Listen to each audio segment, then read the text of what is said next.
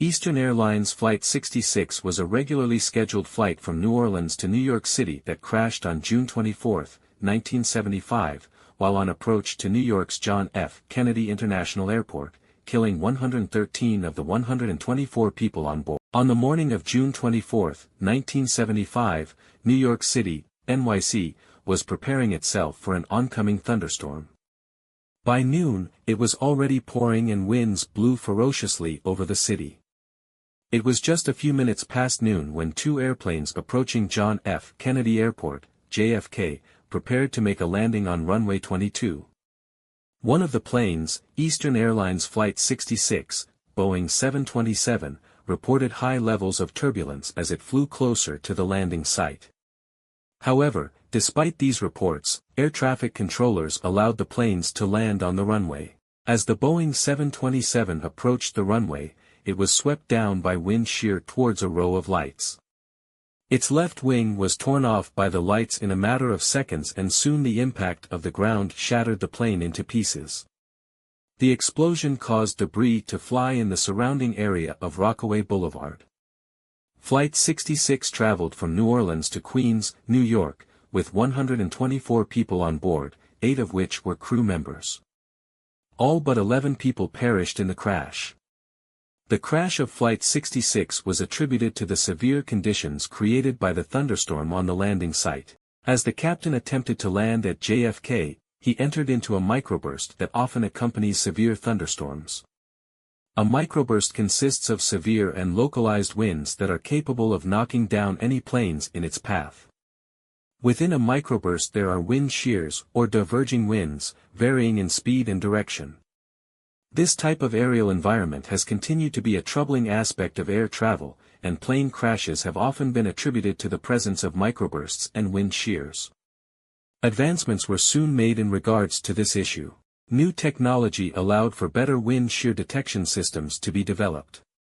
By 1993, the U.S. Federal Aviation Administration, FAA, made it mandatory to have wind shear alert systems to be installed on every plane. The captain was John W. Cleven, and the first officer was William Eberhart. Flight engineers Gary M. Jurin and Peter J. McCullough were also on the flight deck. The senior flight attendant was Maureen Davis, who was working at the front of the aircraft with flight attendant Jackie Lindsay. Mary Ellen Mooney was working at the rear with Robert Heffler. The flight had thus far been normal and uneventful. The flight attendants had finished service and were preparing to land. There was a severe thunderstorm at John F. Kennedy Airport as the flight approached the area. At 15:35, the flight crew contacted the JFK approach controller, and he gave them the approach pattern for runway 22L. At 15:52, the approach controller warned all aircraft at the airport had light rain showers, haze, and zero visibility. He told them they must land using instrument flight rules. At 15:53, the flight was switched to another frequency, and the controller sent radar vectors to them to operate around the thunderstorms and sequence them into the landing pattern. The flight crew checked the weather at LaGuardia, the alternate airport, to find the weather was the same. One of the flight crew commented, "One more hour and we'd come down whether we wanted to or not." The flight had thus far been normal and uneventful. The flight attendants had finished service and were preparing to land. There was a severe thunderstorm at John F. Kennedy Airport as the flight approached the area. At 15:35, the flight crew contacted the JFK approach controller, and he gave them the approach pattern for runway 22L. At 15:52, the approach controller warned all aircraft at the airport had light rain showers, haze, and zero visibility. He told them they must land using instrument flight rules. At 15:53, the flight was switched to another frequency, and the controller sent radar vectors to them to operate around the thunderstorms and sequence them into the landing pattern. The flight crew checked the weather at LaGuardia, the alternate airport, to find the weather was the same. One of the flight crew commented, "One more hour and we'd come down whether we wanted to or not." The controller reported a severe wind shift on the final approach at 15:59. Asking for a different runway would cause a 30-minute delay, and Flight 66 was running low on fuel. At 16:02, the flight crew contacted the tower for landing clearance. 3 minutes later, the aircraft entered a microburst and wind shear caused by the thunderstorms and continued its descent. It was raining heavily, and the flight crew was focused on their final checklist. Just after, at 15:57, an Eastern Airlines Lockheed L-1011 Flight 902 experienced wind shear and just managed a go-around. Against the downdraft, they barely climbed and just missed the approach lighting pier. They reported the wind shear conditions to the tower. A Finnair DC-8 aircraft and a small Beechcraft Baron had managed to land safely. All aircraft reported a loss of airspeed and increased rates of descent. The captain of Flight 66 was aware of the reports of severe wind shear but still continued with the landing. He thought that the reports of wind shear were exaggerated. The first officer realized something was very wrong and tried to go around, but it was too late. The approach had felt normal, and the flight attendants reported no turbulence. Mary was thrown up and forward. She saw the cabin emergency lights illuminate and the oxygen masks drop. The wind shear pushed the aircraft into the ground. The left wing struck an approach light tower 2,400 feet from the runway threshold.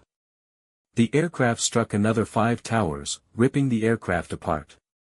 The wing disintegrated, and the aircraft banked to the left and burst into flames. It skidded across the road with the remaining fuselage upside down, coming to a rest in sand and weeds. The tail landed in a muddy field. The twisted wreckage was scattered along Rockaway Boulevard to the northeast perimeter of the airport. It was early in the rush hour, and luckily, no vehicles were struck. The rescue workers were fast to the scene, and the fire was extinguished quickly. It was raining heavily, and there was thunder and lightning.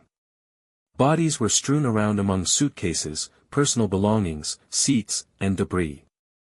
The impact had been severe, and most of the fuselage had disintegrated.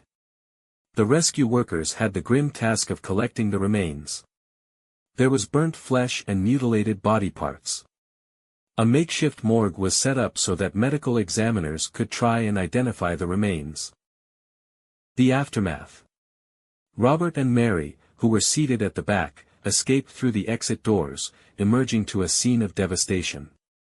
A police officer asked Robert if there were any survivors, but he was too shocked to answer. There were 12 survivors in total, one of whom died later in the hospital, who were seated at the back and were ejected, still in their seats, from the aircraft. 113 people died, including the flight crew and 2 flight attendants, Maureen and Jackie.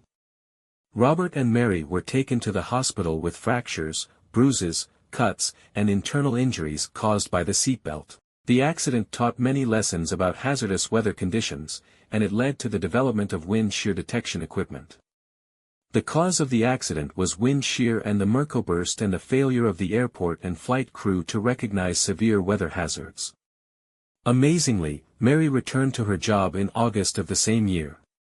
We both hobbled away from the crash and then we heard an explosion. I can't believe the plane caught fire so fast. I feel badly that we couldn't help the passengers. It happened so fast. We looked for other people. It seemed we were right on the highway. We could see cars passing by. Passenger jet explosion off the coast of Ireland on June 23, 1985, that claimed the lives of all 329 passengers and crew members. Sikh extremists were accused of sabotaging the Air India aircraft, and one suspect was convicted in 2003. Flight 182 was en route from Toronto to London, continuing to Bombay, now Mumbai.